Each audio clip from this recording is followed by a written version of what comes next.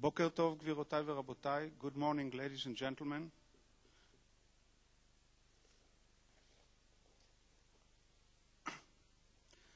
I am honored and delighted to open the session on new approaches to Jewish secularism, גישות חדשות לחילוניות יהודית. My name is Israel Bartal. I am the Dean of the Faculty of Humanities at the Hebrew University, so I'm responsible for the lack of chairs, things like that. You can blame it on me. Now, without further delay, I would like to ask the first speaker, Professor Mark Raider of the University of Cincinnati, who will be speaking on, and I have the title only in Hebrew, אסוציאציה חופשית, חיים, גרינברג, ציוני, חילוני, אינטלקטואל, יהודי. Is it correct? Okay. Professor Mark Raider writes on Jewish politics, and I understand that his latest book, which has just appeared, is Nahum Goldman, Statement Without State, from the SUNY press. And without further ado, please.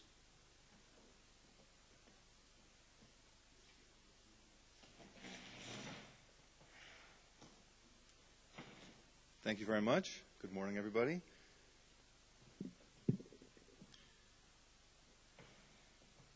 Chaim Greenberg was a unique and complex figure. He came to maturity in the twilight of the Romanov Empire and gravitated to socialism and Zionism as a young man. He fled Tsarist Russia in 1921 and spent the early 1920s in Berlin, where he co-edited the Zionist periodicals Ha'olam and Atidenu, and came into close contact with Kurt Blumenfeld, Martin Buber, Chaim Arlosoroff, Nahum Goldman, and other significant Zionist figures. By the time of his arrival in the United States in 1924, Greenberg had already established himself as a highly original thinker, a seasoned orator, and a gifted polemicist. He wrote and spoke well in 4 languages: Russian, Hebrew, Yiddish, and English. And in New York, he quickly assumed the editorship of Der Jüdischer Kämpfer, a high-minded Yiddish-language newspaper sponsored by the Poale-Zion Party. From this point on, he also regularly contributed to periodicals in the United States, in Palestine, and elsewhere. In 1932, he became the founding editor of Jewish Frontier, the labor Zionist movement's English-language monthly, and with the publication of Jewish Frontier, his influence extended to new spheres of American life. His broad interests and personal acquaintance with many leading American intellectuals, including Reinhold Niebuhr, Charles Beard, Hannah Arendt, Kurt Lewin, Will Herberg, as well as American Jewish thinkers like Horace Callan, Mordechai Kaplan, Morris Samuel, Ludwig Lewison, made the journal a stimulating forum of intellectual debate. Under his guidance, Jewish Frontier also translated and published articles written in Hebrew that were previously unavailable to an English-reading public. It regularly featured Palestinian contributors such as David Ben-Gurion, Beryl Katznelson, Yitzhak Ben-Zvi, Zalman Rubishov, later Shazar. The journal also took special pride in presenting literary translations, such as the poetry of Bialik, Rachel, Natan Alterman, as well as prose by Shlomo Tzemach and Chaim Hazaz. In short, Jewish Frontier's totality of purpose distinguished it from other Anglo-Jewish periodicals of importance during the 1930s and 40s, and its substantive and thoughtful articles attracted the attention of many American Jews who never joined a Zionist group. Both Jiddischer Kämpfer and Jewish Frontier were labor Zionist undertakings, but under Greenberg they became far more than mere party organs. They became forums for vigorous Jewish public debate and provided a platform for a broad range of views and perspectives on ethical, social, philosophical, religious, and political concerns. In addition to being a talented essayist, orator, and debater, Greenberg also performed a sizable quotient of political work. During World War II, as a member and chairman of the American Zionist Emergency Council Executive, and subsequently as a member of the Jewish Agency Executive, and the first director of the Jewish Agency's Department for Education and Culture, he was a significant figure in world Zionist affairs. He is also credited with playing a key role in winning the Latin American delegation's crucial support for the UN resolution establishing the State of Israel in 1948. It's against this backdrop that I want to pay close attention to Greenberg's profile as a secular Zionist leader and a Jewish public intellectual. My aim is twofold. First, to unpack what might be called Greenberg's undogmatic Weltanschauung, a synthesis of liberalism, nationalism, and a profound appreciation for Jewish culture in all its variety. And second, to set the stage for an even larger argument, namely that Greenberg's principled and humanistic brand of Jewishness anticipated what scholars call the biding consensus of 20th century American Jewry. This new matrix, a widely shared belief in peoplehood, in Palestine, Israel, and in Jewish pluralism, put to rest the social, economic, political, and religious divisions of the past and gave rise to a new 20th century American Jewish consciousness. Greenberg's identity was partially shaped by a generational crisis, a process illumined by his opposition to certain dominant trends in the early decades of the 20th century. He rejected anti-modernist rabbinic sentiment as anachronistic and classical Reform Judaism as superficial. At the same time, he dismissed the rigid Zionist dogmatism of Shlilat HaGolah and posited a supportive approach to Jewish life and culture in the diaspora. Stated in the fashionable dialectic terms of the period, for Greenberg, Judaism was the thesis, assimilationism the antithesis, and Zionism the synthesis. His eclectic philosophical views put him at odds with the rising young Zionist leadership in Eastern Europe and Palestine, which generally considered Jewish life in the diaspora untenable and espoused a steadfast anti-diaspora doctrine. Philosophically, however, he was perhaps closest to Chaim Arlozorov, a Russian emigre like himself who completed his formal education in Berlin. A brilliant economist, Arlozorov was co-founder of the German branch of Tzeirei Tzion, known in Palestine as Hapoel HaTzeir, and emerged in this period as a rising star of Zionist politics.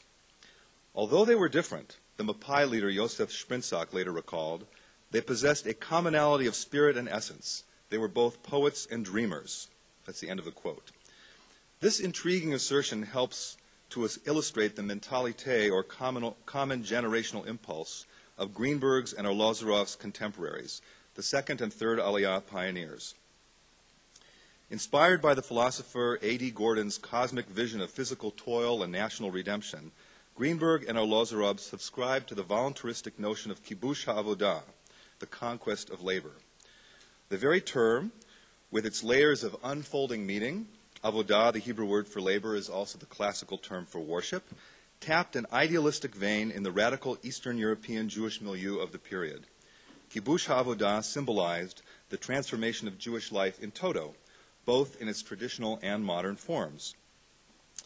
During what might be called his Berlin period, Greenberg, already shaped by Gordon's Tolstoyan romanticism, was deeply influenced by Arlozorov's Zionist constructivism, Martin Buber's neo-Hasidism, and Kurt Blumenfeld's Palestinocentrism.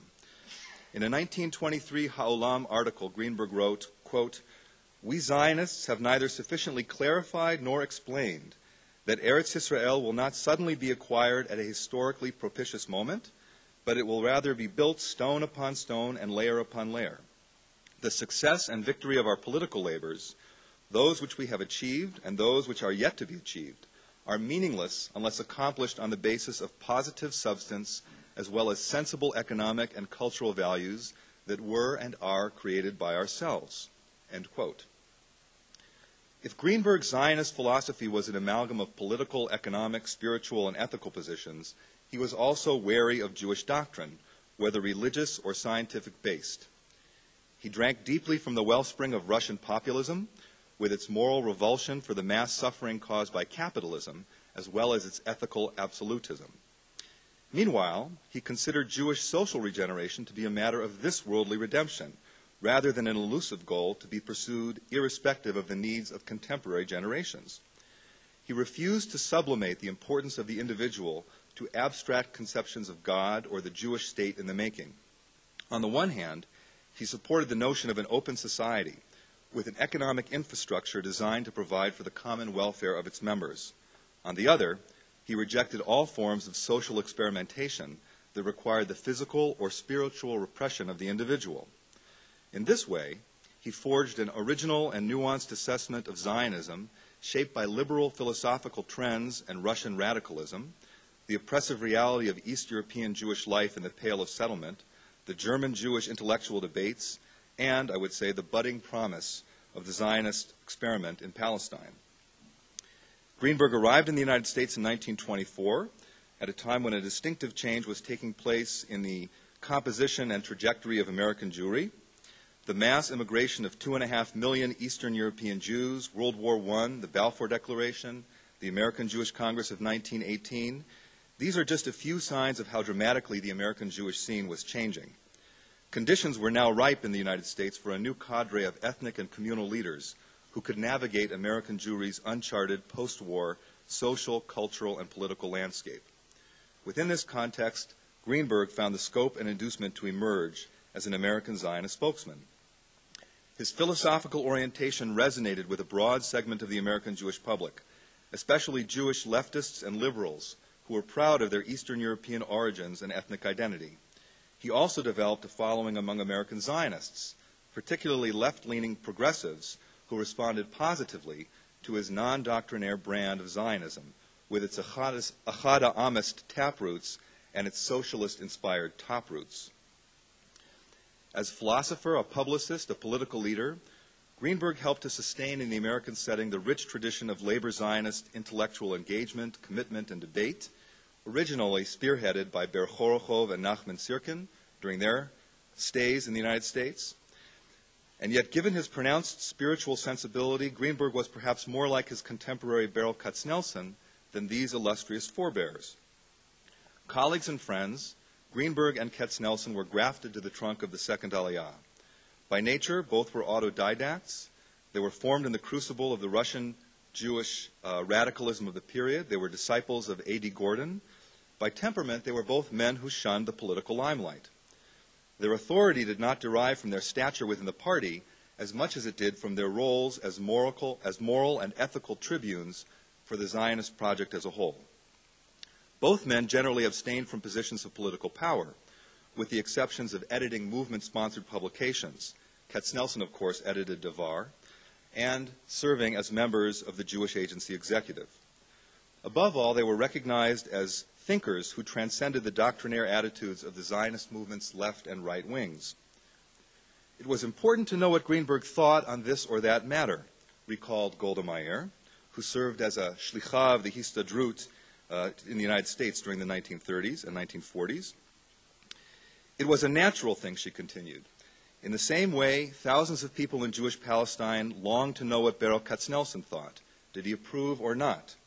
Chaim Greenberg was of this type, she said, diffusing purity over his surroundings. Whoever had a moral stain did not feel particularly comfortable in his presence. I never felt that if you did something unworthy and did not tell Chaim Greenberg about it, you could sit in his company and he would not know about it. There was always the feeling that he saw and knew, end quote. In the U.S., Greenberg's authority was linked to his incisive appreciation of American Jewry's changing spiritual and cultural needs. He believed that the Zionist project, while primarily a blueprint for advancing Jewish national interests in Palestine, could also serve as a strategy for elevating American Jewish life. The Yeshuv's success depended upon the development of many public spheres, including agriculture, education, industry, social welfare, trade unionism, housing, immigrant absorption. By contrast, American reality propelled Jewish life in very different directions. In the U.S., Jews encountered a highly developed social, political, and economic infrastructure that offered them a combination of choices denied Jewish immigrants to Palestine. Against this backdrop, Greenberg promoted a Zionist agenda attuned to specifically American conditions, a program inspired by the achievements of the Chalutzim that challenged American Jews to view themselves as partners in building the Jewish national home. Zionism's strength in the U.S., Greenberg posited, ultimately depended upon the movement's commitment to specific ideas and values, even more so than membership numbers or fundraising efforts. Quote, "We cannot be indifferent to the problems of world Jewry in general, or American Jewry in particular, because the diaspora is the reservoir from which the Jewish homeland must be fed. The new values created in Palestine, the rapture of pioneering, the ennobling of human labor, the heroic attempt to elevate social relationships, are beginning to stimulate Jewish life everywhere," end quote. Another theme to which Greenberg devoted considerable attention was the distinction between communism and democratic socialism. Beginning in the early 1930s, While most liberal intellectuals were still enchanted with the Soviet Union, Greenberg delineated the danger of communism's authoritarian tendencies. Ends and means in politics are analogous to form and content in art, he observed. Form in art is not merely a technique. Means in politics are not merely instruments. The content must be felt in the form. The means must contain the basic elements of the end. When this minimal harmony between means and ends is lacking, we get the stake at which the Holy Inquisition burns unbelievers to save their souls. I cannot subscribe to Nechaev's famous slogan, he said, full speed ahead, right through the mud, end quote. In his unwavering humanism, Greenberg insisted the socialist program maintain the sanctity of individual liberty and strive to preserve the integrity of diverse ethnic, cultural, and religious groups. He categorically rejected Marxism's deification of society, noting that, quote, there is no substitute for individual life. Personality refuses to live by proxy, end quote. Such assertions reflect the abiding influence of Gordon on Greenberg, especially the notion that, quote, human nature as a whole cannot be regenerated unless the individual has undergone the process himself, end quote. In a similar vein, Greenberg maintained that the working class's strength was a function of its inner vigor and the creative process by which it realized its goals. Consequently, he refuted communism's prevailing theory of revolutionary stages. What is the sense of dictatorship, he asked, that very dictatorship which is first called the dictatorship of the peasantry and the proletariat, then merely of the proletariat, then of the party, then of a wing of the party, till it finally becomes the dictatorship of one man. There are no transitional generations in history, he concluded. In his view, the litmus test of all social and political movements was whether they sought to deny individual liberties in their quest to transform the world. For Greenberg, communism, precisely because it was prepared to sacrifice current generations on the altar of political expediency, was a desecration of socialism's humanist vision. Adjusting to the problems and possibilities of modern and American Jewish life, Greenberg's new approach represented a considerable shift in Zionist thought.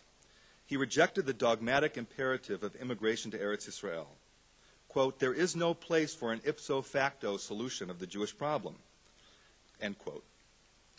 Instead, he focused on autonomous will as the yardstick of Jewish behavior, insisting on the primacy of the Yishuv as, quote, a source of national inspiration and the chief channel for the flow of Jewish energy, end quote. Even his unwavering support for the Chalutzim was predicated on the basis of voluntarism.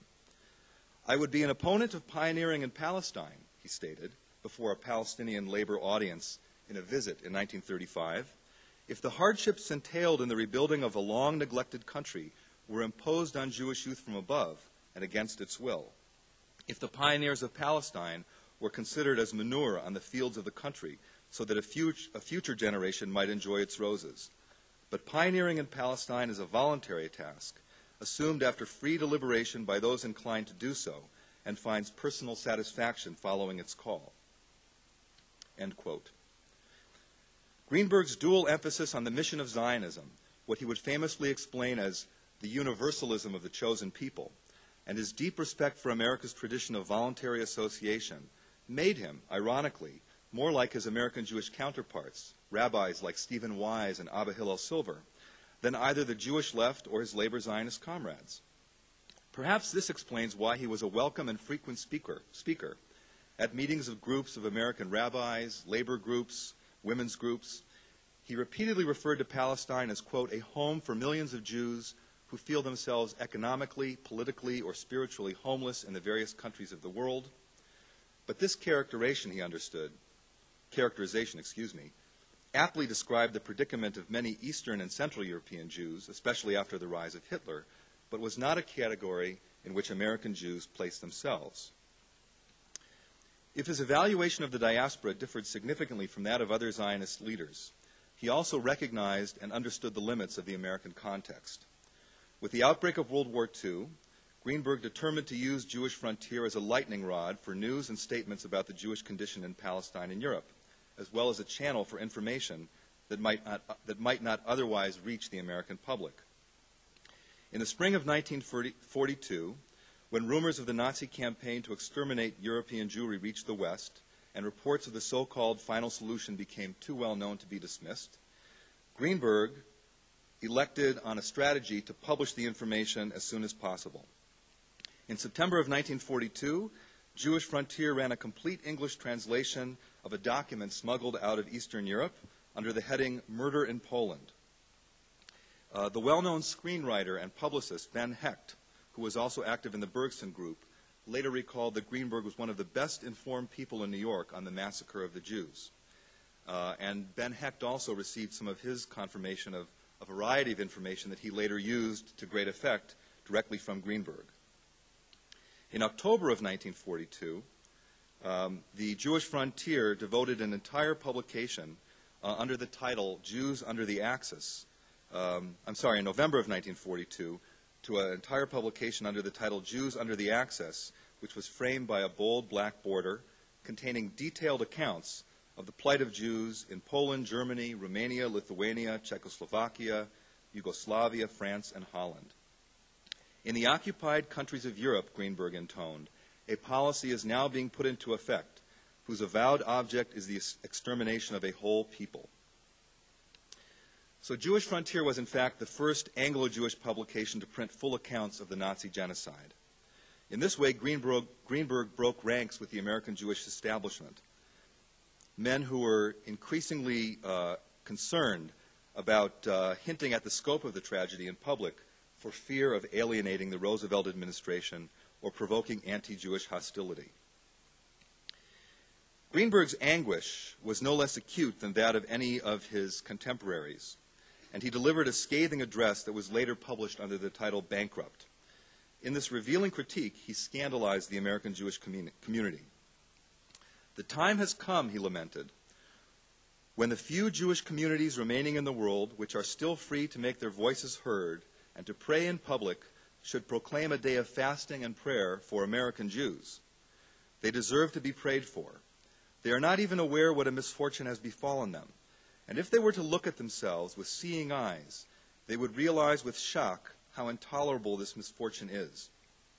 At a time when the American Jewish community is the largest in the world, at a time when the eyes of millions of Jews in Europe who are daily threatened with the most terrible and degrading forms of physical extermination are primarily turned to American Jewry, this American Jewish community has fallen lower than perhaps any other in recent times and displays an unbelievable amount of highly suspect clinical health and evenness of temper.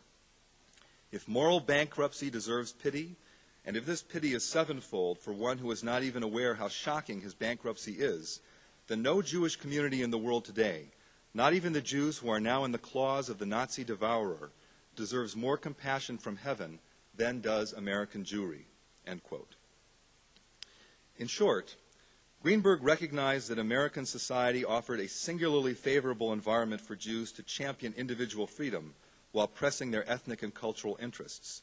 But he rejected the idea that American Jews could sustain a secure profile in a vacuum, detached from other Jewish communities in the diaspora and Palestine's new Jewish society in the making. His secular Jewish perspective resonated with the American Jewish experience, but his insistence on Israel's centrality was provocative, a stirring reminder of his attachment to the concept of chosenness. All Jewish roads, he asserted, sooner or later, directly or indirectly, with landmarks or without them, lead to the same destination, to Eretz Yisrael, end quote. Meanwhile, his non-dogmatic brand of Zionism raised the ire of movement stalwarts. This paradox is symbolized by Greenberg's well-known address titled Jewish Culture and Education in the Diaspora, which he delivered to the First Zionist Congress held in the newborn state of Israel in 1951 in Yiddish. Wherever Jews live as a minority, where they are not politically or socially independent, he insisted, where they rely on the good graces of the non-Jewish majority and are subject to the everyday pressures of its civilization and mode of life, such a place, he insisted, is galut. In this respect, he said, the United States today, and let us say Iraq, are both exiles in the broad psycho-historical sense, but the concrete differences between the two is unspeakably great. Jews are compelled to flee from Iraq.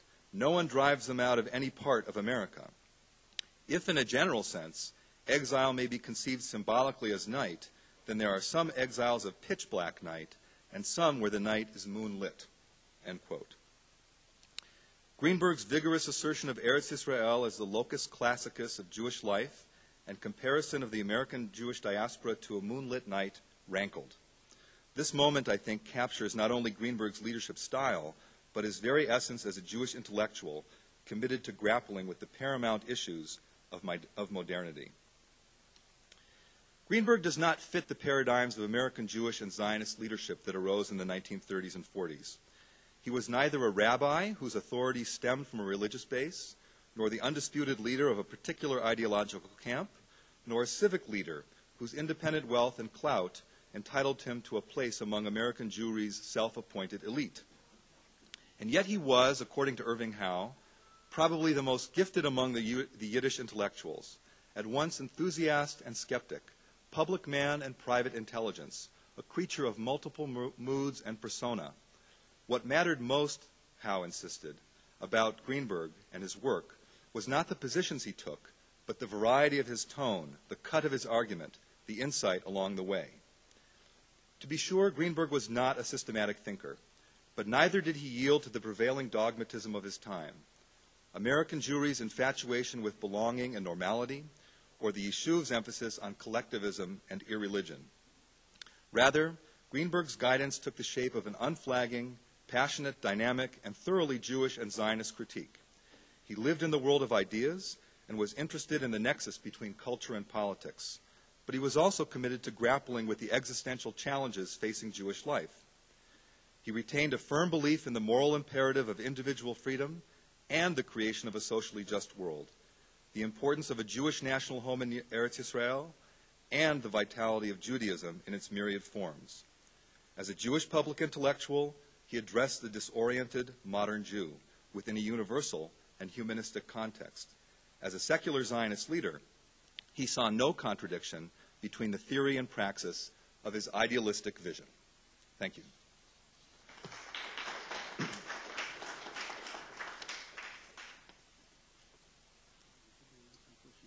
want to do it now or after? Maybe take the other papers. Whatever. Okay.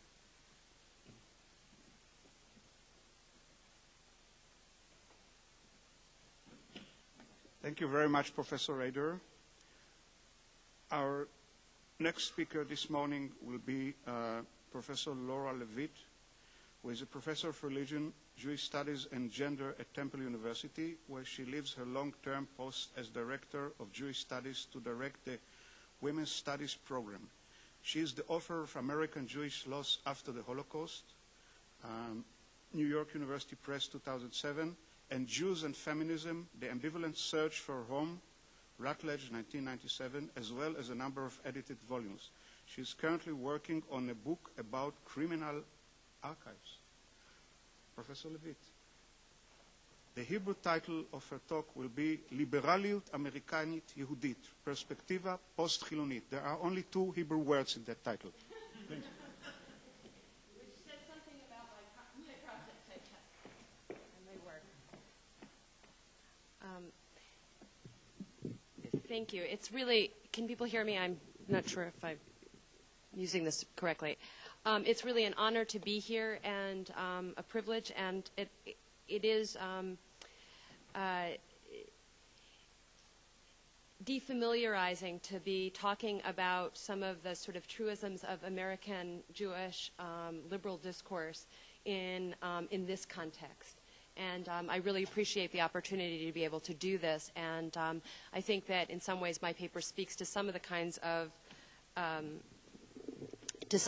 questions that Mark has raised in his, but from a somewhat different perspective. So thank you. For liberal American Jews, the stuff of liberal American Jewishness is marked by a certain insecurity about its own authenticity as a form of Jewish culture. In the present moment, but already reaching back as far as the 1960s counterculture, younger American Jews, especially those who are of the 3rd generation of immigrant Eastern European Jews, or beyond that, the next generations, in search of their roots, often imagine that other forms of Jewish expression, those in other languages, from other temporal or spatial locations, are somehow more real and more legitimately Jewish. They imagine these less familiar forms of Jewish expression as more authentically Jewish. In part, this has to do with the way that Jews have constructed their place in the United States historically, melding Jewish and liberal cultures into what historian Jonathan Sarna has termed, quote, the cult of synthesis in American Jewish culture. This American Jewish legacy has attempted time and time again to make Jewish and American culture into one and the same thing. This synthesis, in turn, makes it difficult for some contemporary Jews to point to that which is distinctively Jewish in their own identities, of course, ironically effacing the rich American Jewish tradition that Sarna describes as itself quintessentially Jewish. Much of my own work to date has attempted in different ways to figure out strategies that can enable us to see more clearly these all too familiar narratives, stances, and modes of thinking about Jews, our place in American culture, and our reliance on and allegiance to certain kinds of liberal discourses to define ourselves and secure our place in the United States. In the context of this essay and this talk, what is striking is that the very assumptions and commitments that, like so many of my generation, I have found so unsettling, is the very inheritance I want to challenge as a Jewish tradition. In other words, I question its assumptions here not because it's illegitimate, but because it remains a defining feature of what it means to be an American Jew. Part of the problem I want to address in this paper is what it means to write or to think or to speak about the seemingly happy story of Jews in America otherwise. I want to raise questions about how we came to understand ourselves at the center of American life and embrace that cult of the synthesis in American Jewish culture that Sarna talked about. And to get at these challenges, what I'm going to do in the short paper is really turn to a classic instantiation of this synthesis. And this is Will Herberg's Protestant Catholic Jew, an essay in American religious sociology that was published in 1955. And I'm going to use this text to show this American synthesis is very much an incomplete and perhaps impossible project. I call attention to this partial and incomplete legacy as it continues to haunt contemporary efforts to imagine other possible ways of being Jewish in America. This includes precisely those efforts to look elsewhere to the seemingly more authentic promises of decidedly less American forms of Jewish expression for answers. Okay, and now I'm going to really turn to his text, and I want to do a kind of closer reading of a couple of key passages. This is a kind of, I call it a classic work because it sort of instantiates what people often think of as American religious pluralism, but it's actually a quite historically specific and strange text when you reread it. It's often cited and people go, oh yes, the Protestant Catholic Jew. But what does that mean? And that's really what I want to get at here and some of the tensions in that text. So Herberg's mid-20th century instantiation of the symbiosis, Protestant Catholic Jew, is illuminating as it places American Jews at the center of the American way of life. And here I want to give you a feel for kind of the way he thinks about this. So as Herberg explains, and this is a somewhat long quote, but I want to give you a feel for it, when the plurality of denominations comprehended in religious communities is seen from the standpoint of the common faith of American society, what emerges is the concept of the three communions. Notice the language. It should sound rather not Jewish. Protestantism, Catholicism, Judaism, as three diverse but equally legitimate, equally American expressions of an overall American religion, standing for essentially the same, quote, moral ideals and spiritual values. And this is all in his quote. Democracy, he goes on to say, apparently has its religions, which fall under it as species fall under the genus of which they are a part. And in this usage, democracy is obviously, and this is his quote, a synonym for the American way of life, unquote. For Herberg, synthesis is about laying claim to the center of American culture in terms of its common faith. And to do this, he makes Jews into a religion. As such, we can be on equal footing with Protestants and Catholics in laying claim to democracy as the American way of life. Herberg comes to this position as a former member of the American Communist Party. He was born in Russia in 1901 to atheist socialist Jewish parents who emigrated to the United States in 1904. In many respects, the grand narrative he tells in the sort of larger argument of the book is very much his own story. He tells a tale of immigration, about how the various others who came to America from abroad became Americans by shedding their ethnic and cultural differences and entering into this common faith. For Herberg, Jews are paradigmatic. Their story is the American story. As he explains, American Jewry, quote, exemplified with exceptional clarity the fundamental restructuring of American society, which transformed the land of immigrants into the triple melting pot. Nothing is more characteristically American than the historical evolution of American Jewry, revealing as it does the inner pattern of American social development, unquote. By setting up the narrative of America in this way, Herberg takes Jews from a minority ethnic community into the very heart of the majority culture. By making America into the triple melting pot, he uses religious difference to maintain and solidify the place of Jews in this country, or in the United States, as Jews. And to do this, he restricts from the outset who gets to be an American and what kind of difference, including most especially Jewish difference, can be accepted and embraced. A post-colonial perspective. Reading against the optimistic grain of Herberg's text, in what follows I want to show how, at the seams of this happy and hopeful narrative, or maybe it doesn't seem that way to all of you, the limits to liberal inclusion become visible. To get some distance from the familiar logic of Herberg's text, I turn to post-colonial theorist Amir Mufti's recent work, especially his Enlightenment in the Colony, the Jewish Question in Post-Colonial Culture. This work allows us to see more clearly, I believe, the dynamics of exclusion that animate and indeed propel the story of liberal inclusion.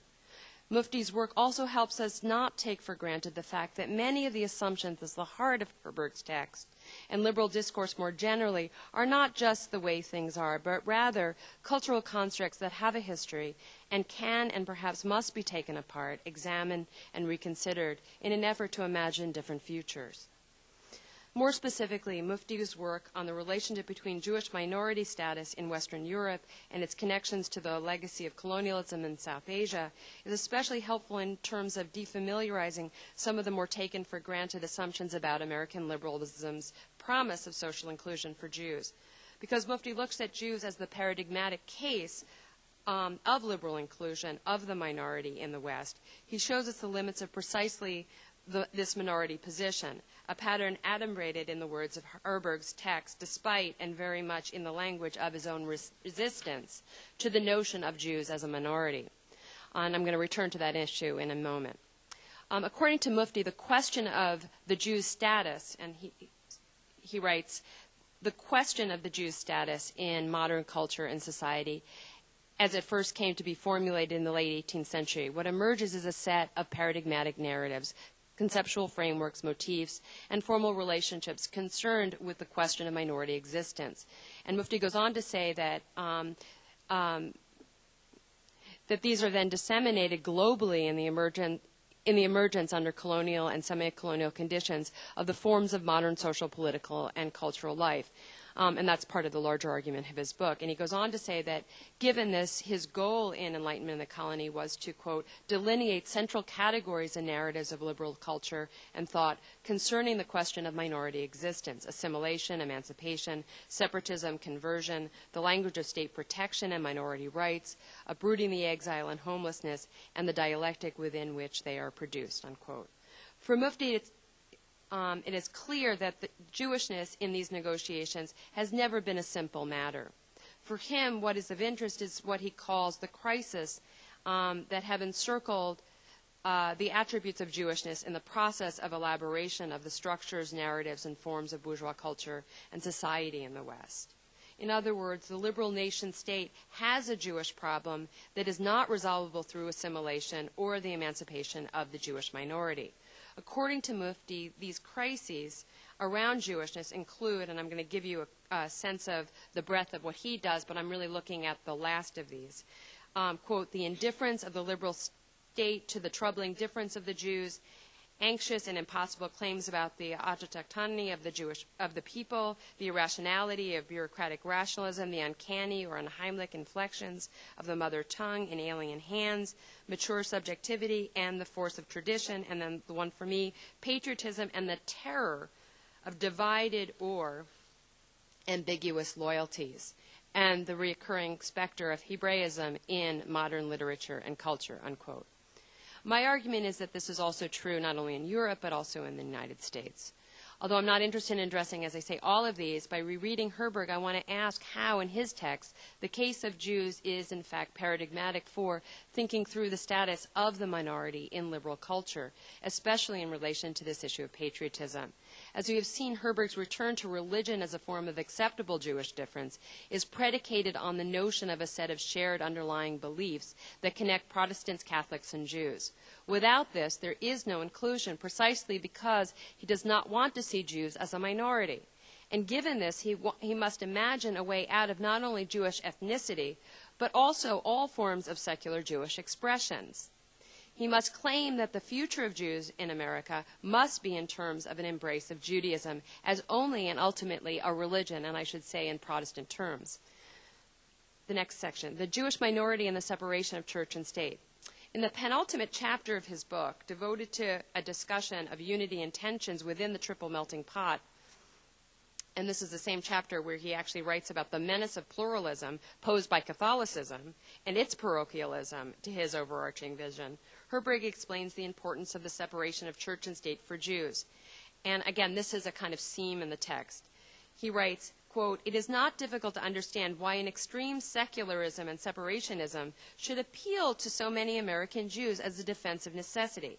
At bottom, the attitude may be traced to the conviction, widely held though rarely articulated, that because the Western Jew achieved emancipation with the secularization of society, he can preserve his free and equal status only so long as culture and society remain secular," unquote. Although Herberg claims that this fear has its roots in Jewish emancipation, having said this, he quickly returns to its progressive narrative. In other words, not unlike the Catholics he wrote about in the 1950s who were shedding their parochialism, this Jewish loyalty to the secular and the separation of church and state would also pass with time, and he did have that sort of grand vision. What I find so astonishing about this statement is its fundamental challenge to Herberg's larger argument. In this passage, he makes explicit a powerful and, as he says, rarely articulated truth. The secular is what has enabled the freedom and equality of Jews in the West. It is not religion, but rather the secular that has secured the status of Jews as citizens of liberal nation states. And as if he realized that he had said too much in stating this fact, Herberg continues polemically. And here again, I want to cite him at length precisely because I'm not convinced he knows how to resolve this fundamental contradiction between the legacy of the secular versus the religious for American Jews. As we will see, even as he seems to want to ultimately dismiss these fears and concerns, his retelling only reinforces their power. And here's the quote. Quote, "Let but religion gain a significant place in the everyday life of the community, and the Jew, because he is outside the bounds of the dominant religion, will once again be relegated to the margins of society, displaced, disenfranchised culturally, if not politically, shorn of rights and opportunities. The intrusion of religion into education and public life, the weakening of the, quote, wall of separation between religion and state, is feared as only too likely to result in situations in which Jews would find themselves at a disadvantage, greater isolation, higher visibility, and accentuation of minority status. The most elementary defense strategy would seem to dictate keeping religion out of education and public life at all cost. Hence the passionate attachment of so many American Jews to the secularist, and he calls this Protestant interpretation, and this will come up in Naomi's paper, of the separation," unquote. Having elaborated this very powerful fear, Herberg does not fully resolve this problem. His words simply make clearer the reasons for this passionate Jewish attachment to the Protestant secular insistence on the separation. Herberg has no answers. Readers are left with just his claim that the fears are a vestige of older concerns that will be superseded by the new consensus of Protestant, Catholic, and Jew. With no real resolution, instead, Herberg attempts to contain these fears by coupling them with a series of examples of what he calls extravagant efforts at corporate self-validation. Here he seems to want to belittle and diffuse the power of these concerns by offering a set of rather trivial examples of what he sees going on around him. And these include, quote, extensive building programs that are being fervently pursued by Jewish communities throughout the land, unquote, which he argues were serving, quote, public relations functions. And the greater salaries and status of American rabbis greater than their Christian counterparts. Herberg argues that these practices are symptomatic of this Jewish need for self-validation. What I find striking is that these examples pale in comparison to the real urgency expressed in his account of Jewish fears. By contrast, his own text could itself be read as a better example of just this, an extravagant effort at Jewish self-validation, a way of overcoming precisely the strangely persistent fears and concerns. Moreover, the contrast between his trivial examples and his own enactment of such self-validation is itself, I believe, revealing. It makes clear how unprocessed this fear really is and how much it has not been addressed in his larger argument. Tellingly, Herberg concludes this account by explaining, quote, consideration of minority group validation and defense thus enter into every phase and aspect of Jewish life in America, unquote. This is the pervasive condition of American Jewish life, again, that he himself cannot fully address despite his own extravagant efforts at self-validation. Mufti argues that the crisis of meaning produces minority cultural practices that critique the dominant culture and its majoritarian affiliations. The minority exercises an agency that transforms its vision of itself, and in so doing, both the minority's performance of its own identity and the performance of the dominant as well. In this case, Herberg not only creates a new Jewish, but a new American identity. He creates a new common faith, as well as American Judaism. Within the terms of his larger argument, the incomplete nature of Jewish assimilation is presumably not a problem. Problematic differences, ethnic, cultural, linguistic, are the remnants of an earlier generation. This is the hopeful tenor for his profoundly teleological vision. But here again, I find myself stuck on those lingering fears and tensions. Although these should be merely the remnants of an earlier stage of Jewish development, Herberg's account tells a different story. In these moments, he sounds hardly convincing. When he returns to the promise and hopes of emancipation, those foundational promises, he cannot escape their reliance on secularization, and almost despite himself expresses even an admiration and gratitude to the secular legacy. In other words, the optimism and progressivism of his larger argument for religion seem less compelling as he returns to realities of Jewish minority existence and their persistence. And part of what makes this so striking is that earlier in the text, he insists on negating the very notion of minority existence. In his anti-communist quest to rid America of any form of foreign elements, he has to reject the language of minorities as un-American.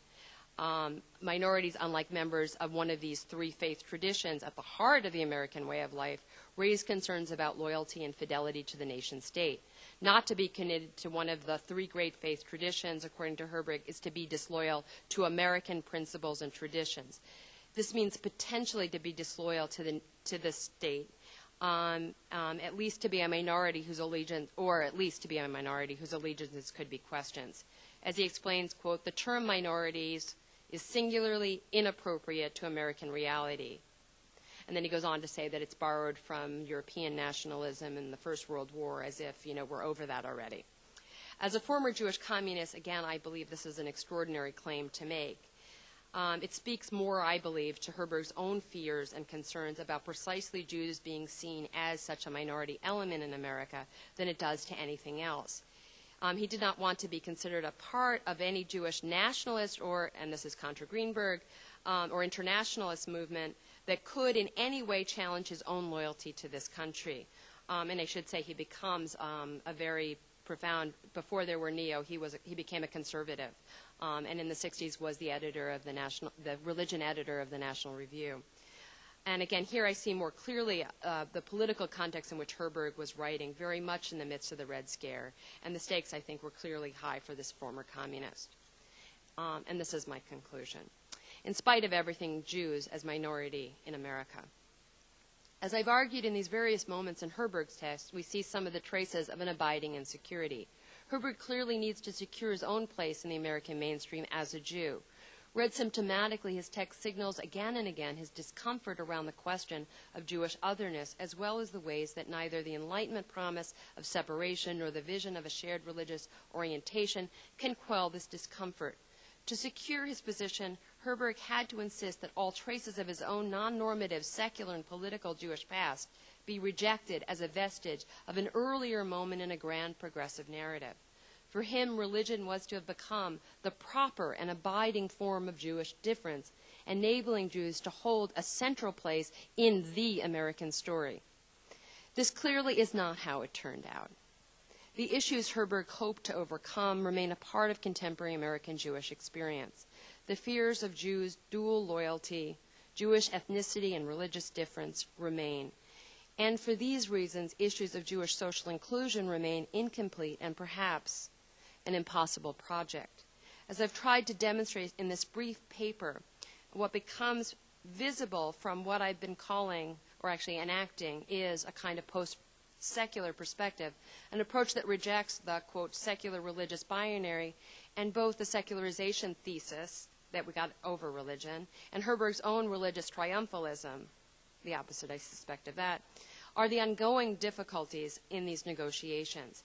And if anything, the secular promise of separation that Herberg characterizes as an Enlightenment inheritance does seem to continue, ironically, to offer a partial, but I would argue still extremely powerful mechanism for addressing these issues, explaining perhaps more strikingly Jewish loyalties to this liberal promise, as ambivalent as that may be.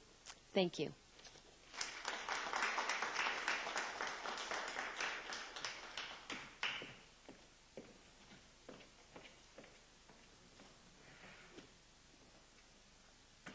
Thank you very much, Professor Levit.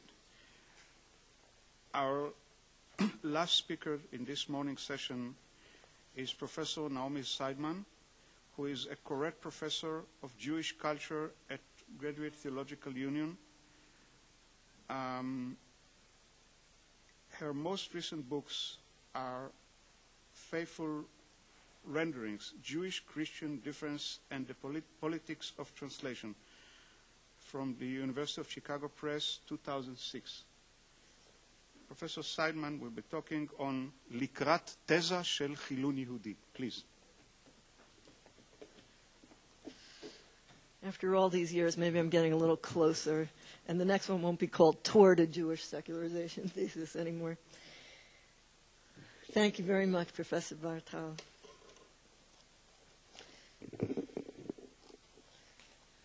Sorry. That the world or significant parts of it experience something called secularization in the last few centuries seems impossible to deny. Nevertheless, it is not entirely clear how to conceptualize this transformation, much less account for its causes and particular characteristics. The academic models of secularization fall roughly into two basic camps, the metaphysical and the political.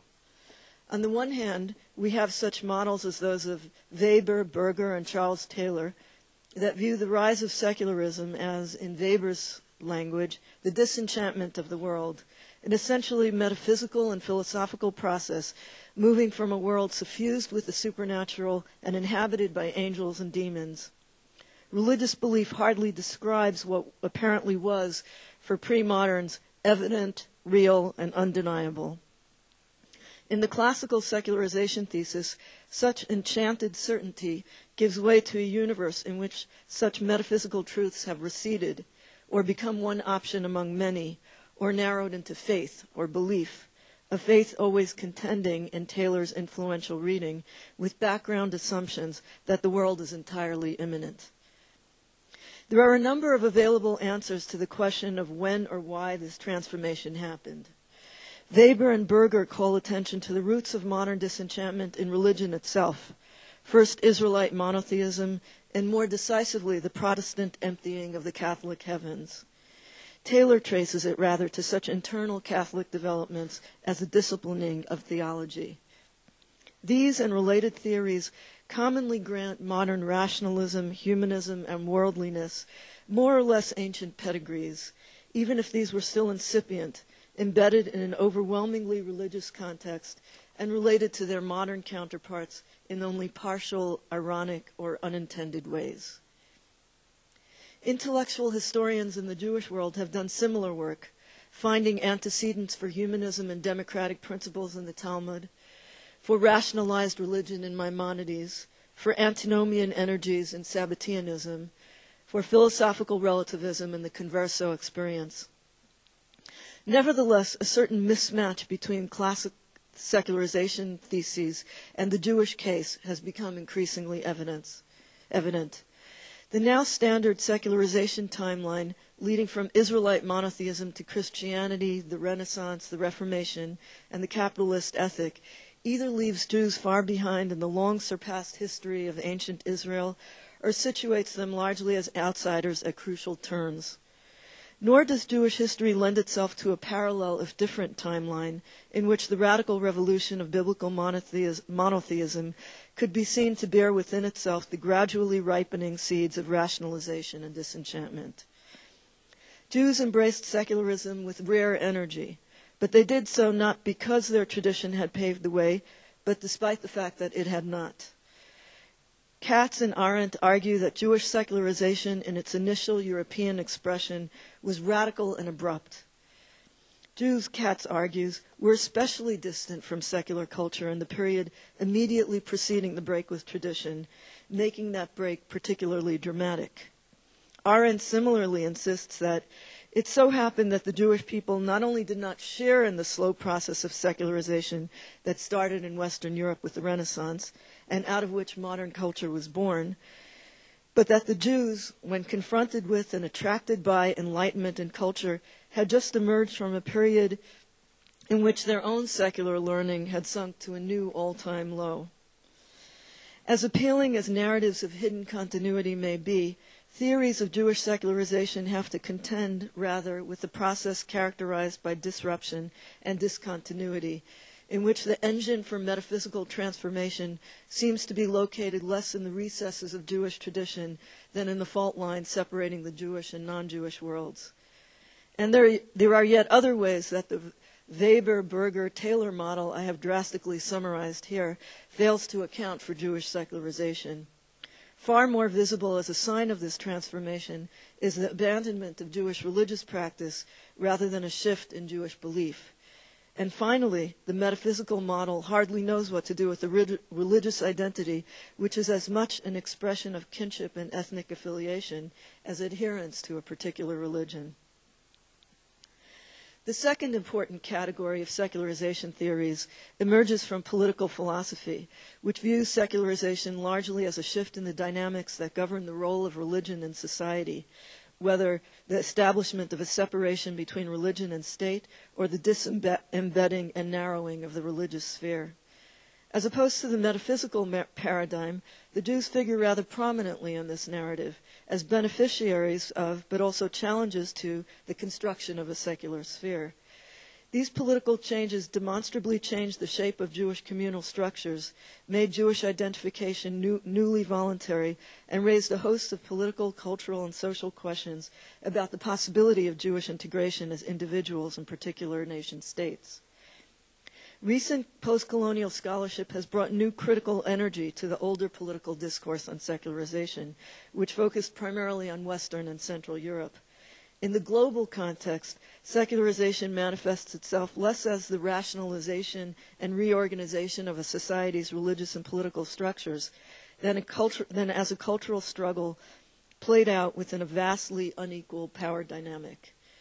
What often appears in European political philosophy as a neutral, universal, or pure humanism contends in the colonial area with the politics that pits the indigenous against the cosmopolitan in a set of competing claims of authenticity and barbarity, modernity and imperialism, the local versus the cosmopolitan.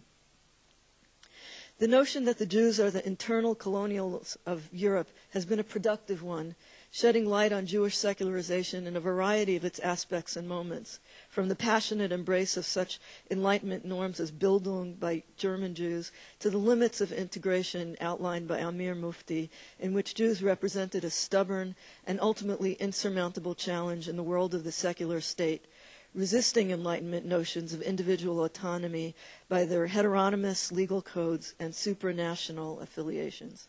That's supranational. Such a framework has also been used to describe the complex interactions of French colonialism and Jewish nationalism in the Alliance activities in North Africa. Most generally, perhaps, the post-colonial perspective illuminates the internal Jewish dynamic by which secularization, in some of its expressions, has been cast as assimilation, cultural capitulation, or deracination. As in colonial and post-colonial societies, issues of Jewish culture and religion can hardly be addressed outside the fraught politics of self and other. For all the power of these post-colonialist readings, I would like to propose that the post-colonial model misses some aspects of the Jewish secularization narrative. It has been suggested by such scholars as Paula Hyman and Daniel Boyarin that the Haskalah and other Jewish modernizing movements can be seen as early representatives of a colonial paradigm in which the maskilim are the elite that served as the native agents of European internal colonialism, and which was thus complicit in colonial aggression. But this model does not account for many of the peculiarities of the Eastern European Haskalah, which is my own interest mainly. The idealized European of Maskilic literature was not, in fact, a European non-Jew, much less a colonizer, but rather the German Jew, referred to throughout this literature as simply the German.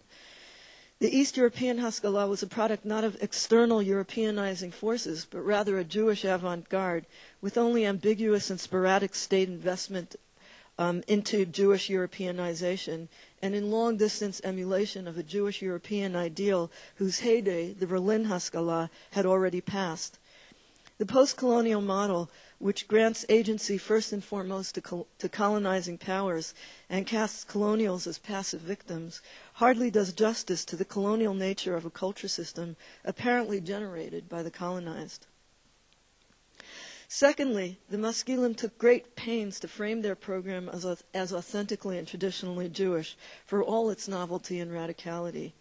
The Maskilic Manifesto of Lebenson, who's called the Russian Mendelssohn, to Dabi Israel, cites Talmudic precedents for his advocacy of the study of the Hebrew language and productive labor, and Mapu set his Europeanized novel Avat Zion within the world of the Bible, as if to prove the existence within the Jewish world of such an apparently alien phenomenon as heterosexual romance. This Jewish garb, I think, was not merely strategic, an attempt to disguise their true motives, nor is it possible any longer to distinguish between a realm of purely Jewish creativity and cultural expressions contaminated with alien impulses. Secular Jewishness, often cast as capitulation to dominant non-Jewish norms, also expressed resistance to Europeanization.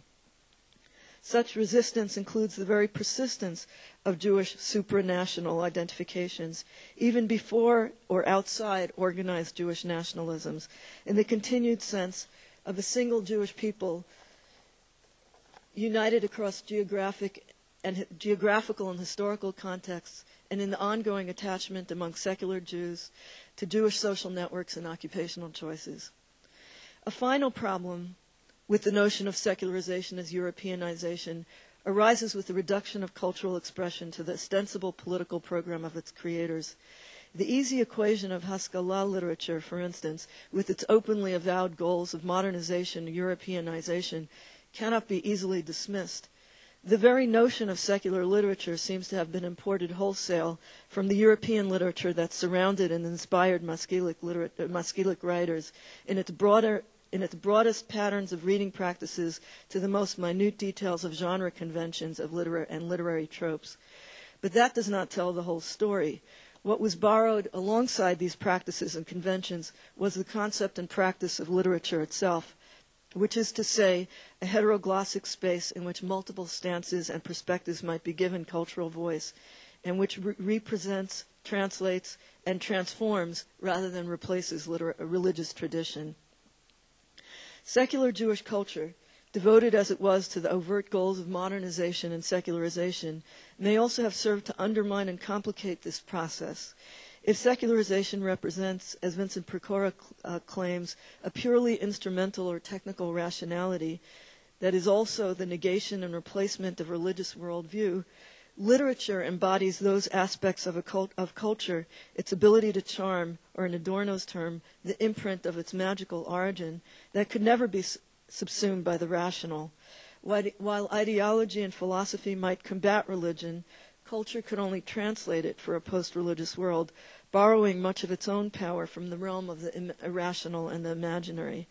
Thus, Pecora writes, secular modern culture came to define itself as in some sense critical or oppositional in relation to an ever more secular official status quo, and thus struggled to resist the radical secularization that attended modernity. The Haskalah novel, then, even as it trained its Jewish readers in European aesthetic taste, also taught them the charms of unreason, including the unreason of their own reimagined tradition.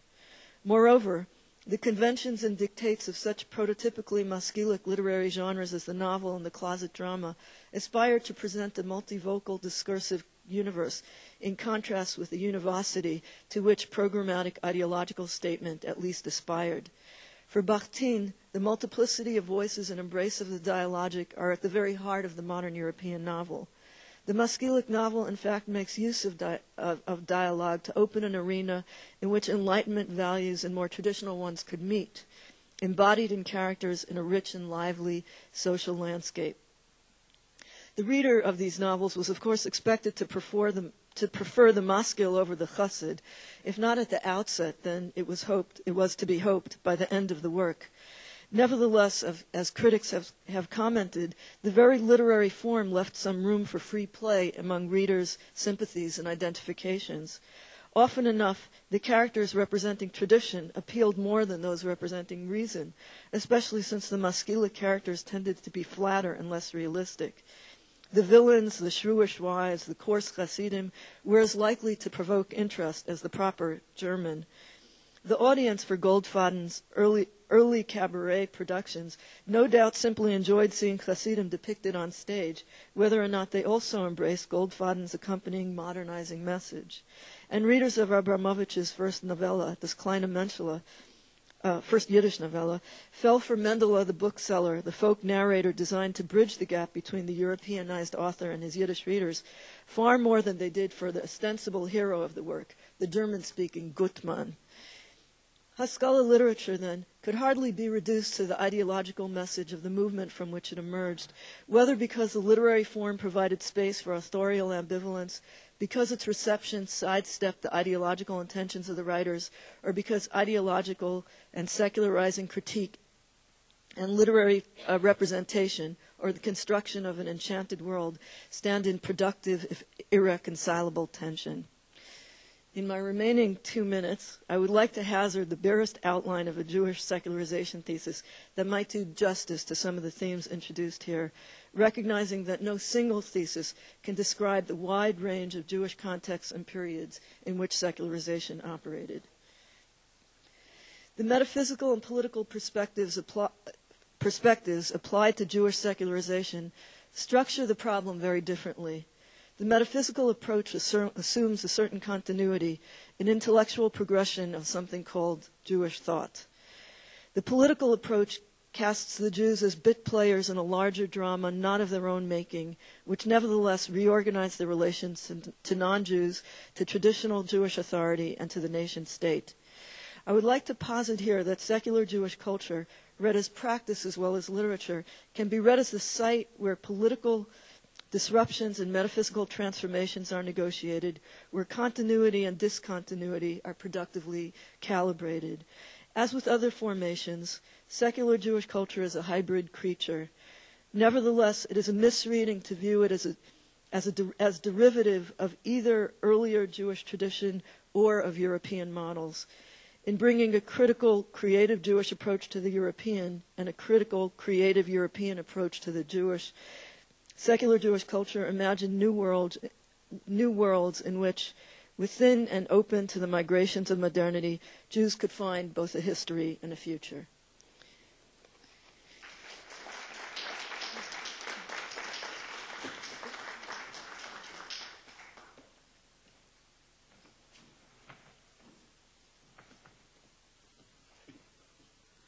Thank you very much, Professor Seidman.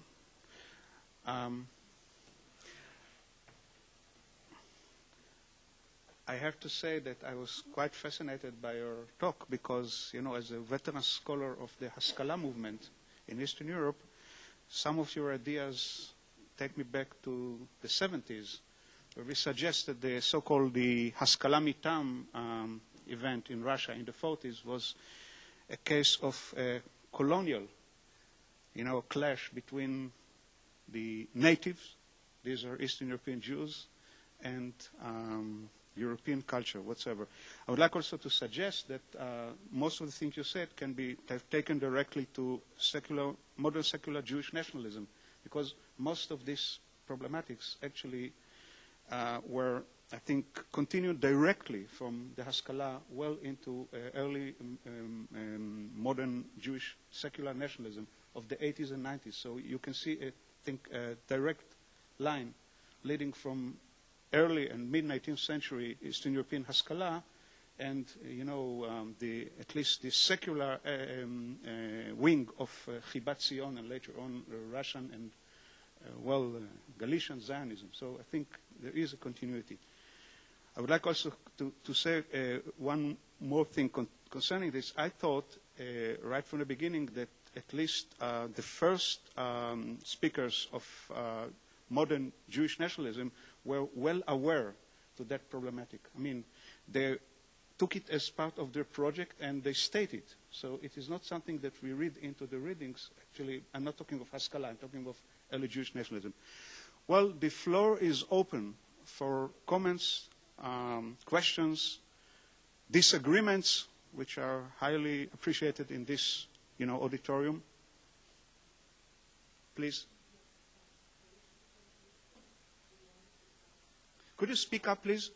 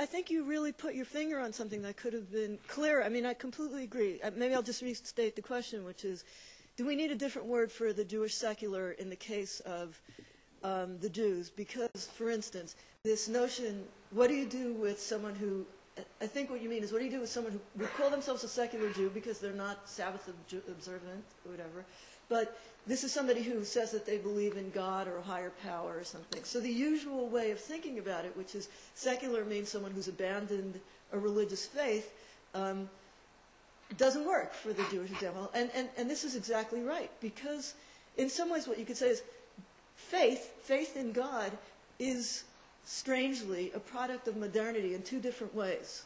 One is the way that Taylor talks about it, which is what does it mean to believe in God? It makes no sense to talk about that for a pre-modern person. How could you talk about believing God when what you're saying is just the world the way it is? Belief in something that isn't evident is a product of a kind of of a secular world.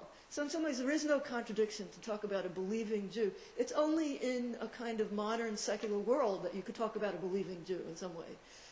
Another way of thinking about this is that the notion that Judaism is about a certain kind of belief, or that religion is about belief in a certain kind of religious entity of some sort, the divine entity, to the extent that that's a part of, that you can talk about a Jew who believes in in God, that's almost a modern phenomenon, not in the sense of the disenchantment of the world that enables religious belief to arise, but in the sense of Jewish Europeanization or assimilation. David Beale talks about the 19th century as the invention of Judaism. Jews acquire a religion sometime in the middle of the 19th century in Germany. The idea that there is something called monotheism, that Jews believe in this God. Paul Hyman talks about a kind of paradox of assimilation. Jews become religious by becoming more like their Protestant neighbors. This is something that Laura talks about too. You become a believer because you become more like the Goyim. So becoming more like the Goyim is you don't actually do anything, but you have this kind of belief. So I think that you're right that the language is, that there's a certain mismatch in the language of secularization and the phenomena that arise, the multiple phenomena that arise in the Jewish context out of a combination. In other words, Europeanization doesn't just produce secular Judaism, it also produces denominational religious Judaism, and it also produces this kind of autonomous, I'm not religious but I'm spiritual way of being Jewish, and many other similar cultural formations that may seem as if they're religious but are really a product of modernization. I hope that wasn't... Please. Thank you very much for very thought-provoking talks, all three of them. And I say that as a secular Israeli. It's always interesting to have a dialogue from over across the Atlantic to get another perspective. I just wish to state something very brief about Chaim Grinberg and the comparison to Berl Katzenelson.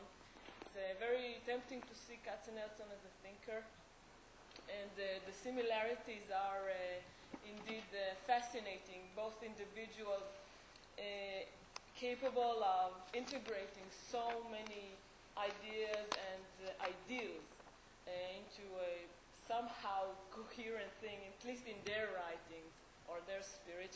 But still Katzenelson is a politician, and I think it's important to state that.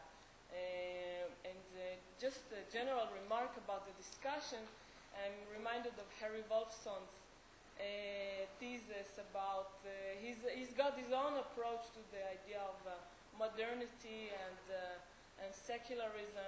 I find it interesting as an approach, and I don't know, it is more in the genre of an intellectual history and the general process of a religious philosophy, but it's an interesting way to link these debates to the early pre-Christian era of a Jewish encounter with Greek philosophy. So just a comment about that. Thank you. I don't really disagree. One of the things I tried to point out in the paper was that in the context of 20 minutes that Greenberg and Katznelson, unlike some of their other contemporaries, hewed more closely to educational and philosophical kinds of undertakings within the context of a larger movement, but that they didn't shy away from certain political undertakings, but that was not really the focus of their kind of personal ambition. So that I see them as really, in many respects, above the fray, but willing to participate in the Jewish Agency Executive or go to a Zionist Congress, but they were not driven by the kind of personal ambition that would motivate one to become, you know, the chair of the political party or a functionary of some kind. But I agree entirely with what you're saying. Thank you. I just have to take some exception to your question, actually, and slightly to your response to the society, because there are indeed particularities of Jewish and Israeli secularism, but secularism always was in sync with natural religion, you know, as we saw in the Enlightenment, and in France, where, you know, which is considered often to be the patrie of secularism, laïcité. Studies have shown there's very common, you know, there's a very wide belief in God, higher power, whatever, among French laïcs, the French secularists. So it's, I mean, I think that is really a much more universal question, even though there are that obviously many particularities which Professor Seidman pointed out. I just want to sort of clarify one point that you said. You talked about natural religion, and I think that part of what Naomi was talking about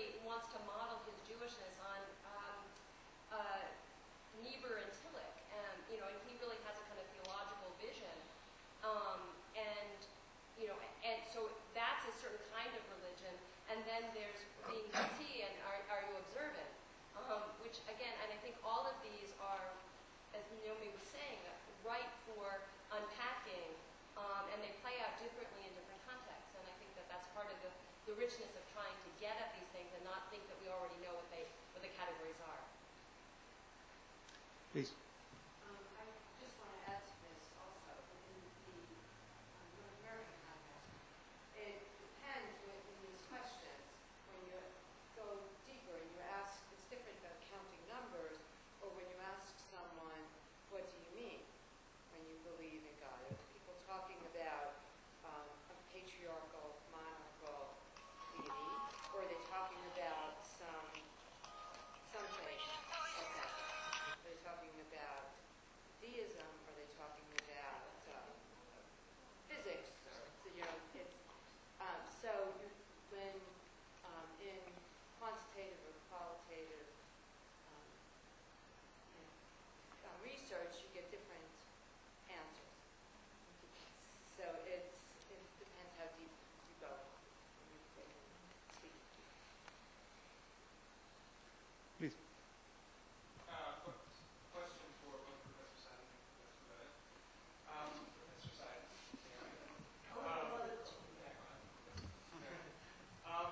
So you did a really nice job of unpacking the, let's call it the Christian model, the progressive narrative of secularization, and then the post-colonial narrative. And then we got to your third, like, my conclusion in 2 minutes, here's my new model. And your new model was nishta hin, nishta her. Like, it was a little of this, a little of that. Tour. And I actually had a similar response to Professor Bartal, which was, I wanted to put it on a progressive narrative, which you're trying not to let us do, and I get that. I ended up at Jewish nationalism too. In that you even brought up the idea of Am Yisrael, the sort of what comes out at the back end of Eastern European muscular thinking. Maybe it's secular nationalism. So I just, in my small brain thinking that needs to put things on progressive narratives, that's kind of where I ended up. And for Laura, so just, I don't know if there's anything to unpack there. What's the deal? Yeah, race. This guy, to me, underlying all of the stuff about Protestantism, Christianity, Judaism, and everybody else is not really American. Is this the intellectual underpinning of Jews becoming white folk, so to speak? Like, is he participating in that project of what he's writing? And also out of that, is this also the birth of Judeo-Christian concept? Like, arguing with my students about that. He himself. He's not the only one, but yes. It's the 50s, it's not the 40s. Something like this. It's happening there, but he's a crystallization of stuff that's already been emerging. So let me just say something about the race thing. I think that it's too simple to talk about Jews as white people, which you already know. And there's a kind of whole cottage industry of people who've kind of done that. And then there are people who've said, oh, well, we have all these Jews of other colors and Afro-Jewish existence, like my colleague, etc. But I think that part of what Herbert really wants to get out of, he doesn't like ethnicity, he doesn't like nationalism. I mean, he's kind of, he's, to use a weird, I mean, he's definitely, I wouldn't use Balchuva, I would think he's born again as a religious Jew. And he wants to see the religion as, he says the religion is going to be the abiding category, and that, unlike in Mark's paper where he talked about, Greenberg not wanting to have this kind of grand synthesis, the grand synthesis he doesn't give up that Marxist kind of big vision. And he really sees this as a progression that that all of that stuff is going to be shed, and the sort of crystallization of Jewish is going to be religion, and that's what's going to be abiding. And it's because it's like Catholics and Protestants, and it's about this kind of shared faith. And I think he doesn't like multiculturalism. This isn't multiculturalism. This is 3-in-1, also Christian. And that 3-in-1 produces this thing called the American Rail, and he wants to be a part of the dominant. He doesn't want to be one of many, plurals. He really wants to be at the center. And he actually has disparaging words later in terms of race politics. In the 60s, he doesn't like King, among other things. So that's there with him as well. But he's often figured as, the guy, this is the beginning of kind of, religious pluralism. But he hates it. But that's why I talk about, like, the menace of pluralism. He doesn't like it. He really wants this one thing. And the problem is that since it gets used that way, the question is, can you just keep adding? I don't think so. Professor Seidman, would you like to?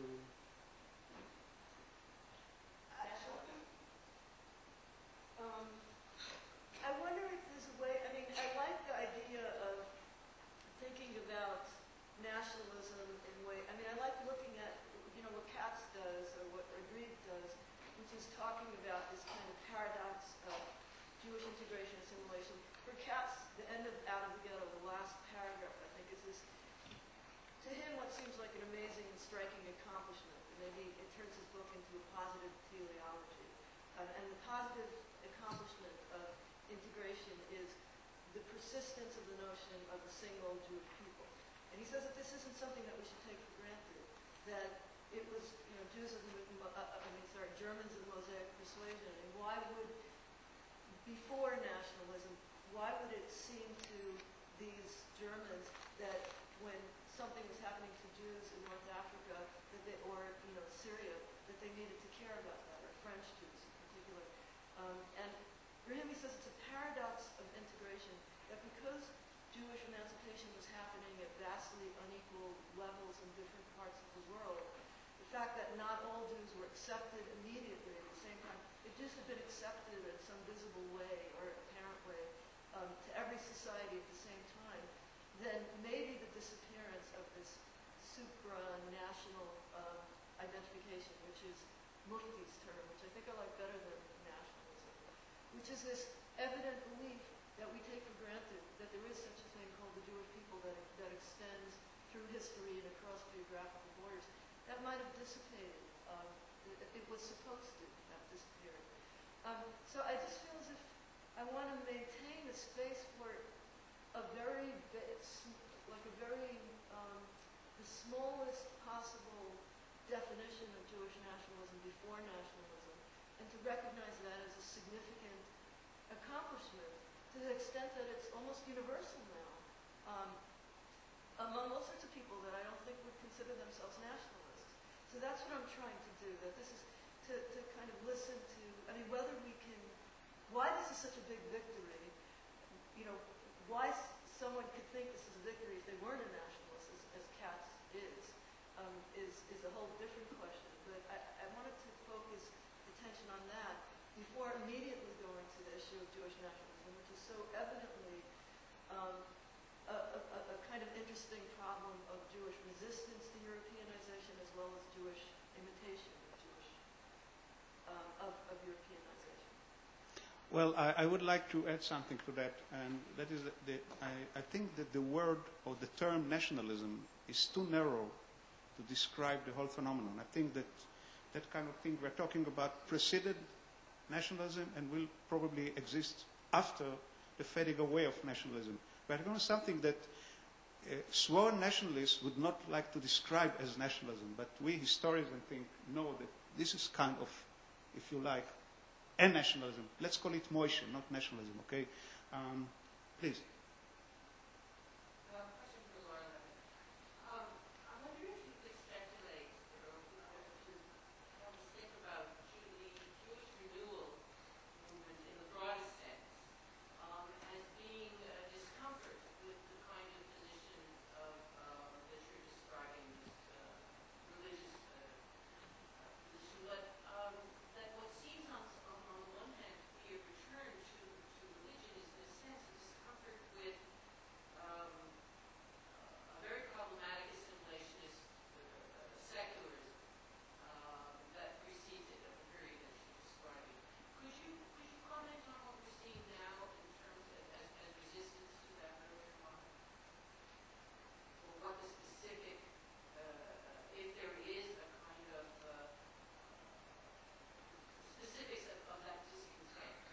I think I alluded to this at the beginning of the paper, really going back to the 60s, and I think that there are the dissatisfaction gets played out in different ways. So I think that some of us who are now middle-aged,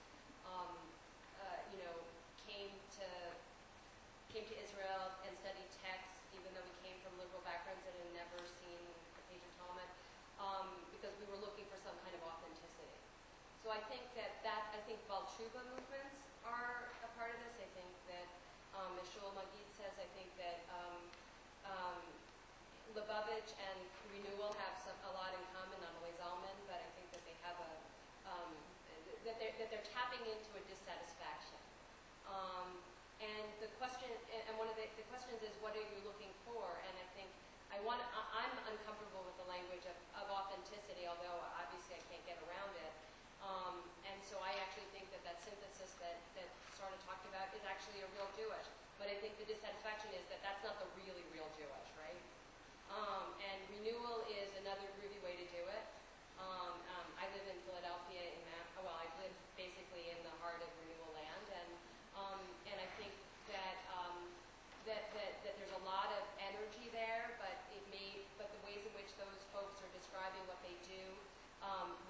very strange to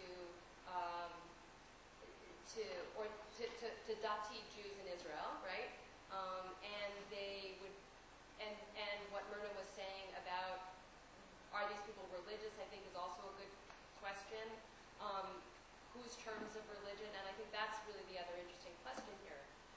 But I think people are grasping for ways to deal with this, and I think the other problem is that for American Jews, the sort of, and this goes back to the teleological, the Holocaust redemption narrative, a kind of Zionist narrative, has become more fraught for some Jews, and so some hold on to the Holocaust thing, which has its own problems. Some hold more tightly to a particular kind of, sometimes very narrow Zionist vision that would seem also strange to Israelis in its narrowness. And others go to Yiddish. And some, again, because I think people are looking for sometimes redemptive narratives or practices. And I think Naomi's idea about the ways in which literature is multivocal and more porous in its, and magical in fact, I think is also symptomatic. It's interesting though, just as a final comment, that some people go to Yiddish, because it's on that line that I see the possibilities for a multiculturalism that I don't see in renewal, or I don't see in the kind of secularist positions that you're describing. Like the Yiddish is blind. Could be.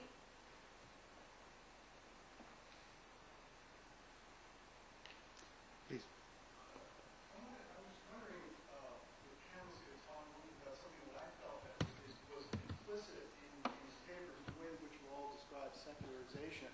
But I would be curious to hear what more you have to say about the role of capital in the cultural formations of secularism that you're all talking about. It's true if we're thinking about literature and we think about Bakhtin and heteroglossia, that's all very well and good, but if we think about the current American Jewish situation, certain books are getting more play because certain philanthropies, let's talk about Next Book or the Posen Foundation, push these either in the publishing sphere or even in the classroom. I mean, I'm wondering what you feel the effect of capital is on the cultural formation of secularization.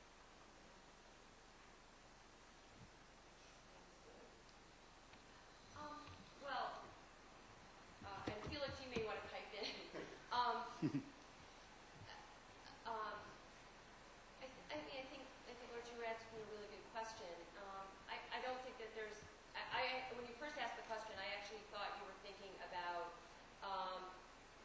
a broader notion of capital in terms of secularization, and so I think in the broader category, you know, for Western European Jews who could be bourgeois and who could have synagogues like churches.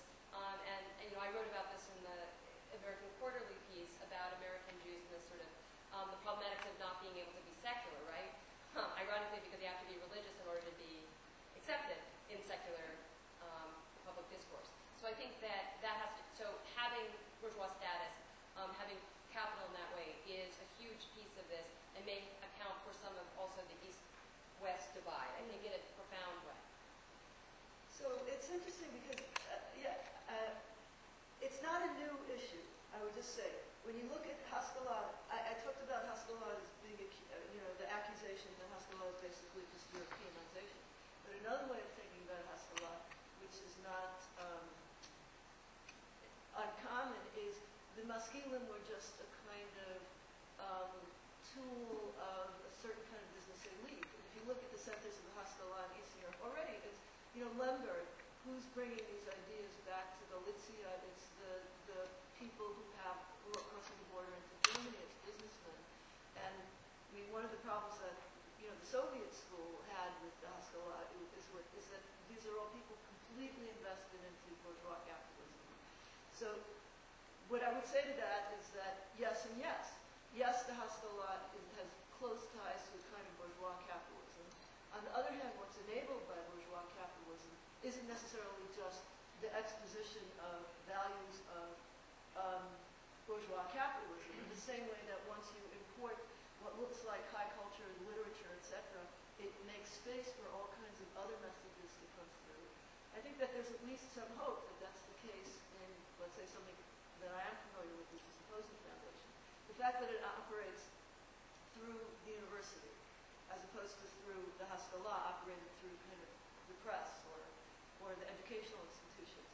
And the same way, these educational institutions and the press were often funded by the local rich businessman. So, but to what extent did the local rich businessman determine what was coming out of those presses? I would say not even the writer himself entirely, and it's mostly himself, entirely determined what was coming out of the press, right? It's once you open up that gate of literature, you get a variety of messages, which isn't to say you get any message, but there's a kind of not exact one-to-one correspondence between who's paying for the press and what the press is producing. In the same case, once you funnel money, even if you have a particular ideological agenda, if you funnel money through the academy is a kind of, hopefully, maybe not everything is allowed, but hopefully it is one of the last spaces in which a kind of academic, we hope at least, a kind of academic openness and integrity, a kind of ability to hear multiple voices. What we say about Talmud study, the diglossia, I think really for all the alienation and ambivalence and discomfort I have with the academy, it really is a place to be Jewish in the world, not just to do it, that allows for a certain kind of raising of questions that nowhere else is possible, in no other Jewish institution, even if there's a philanthropist that's paying for this research. Maybe that's, a self-serving and optimistic view of the matter, but this is my hope. We have to bear in mind that capital works both ways.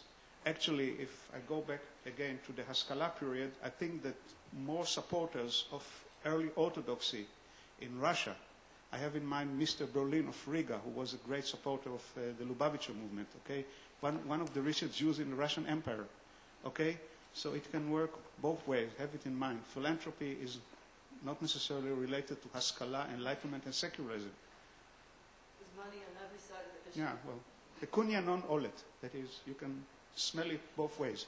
Okay. More questions? Comments? Well, I think we had a wonderful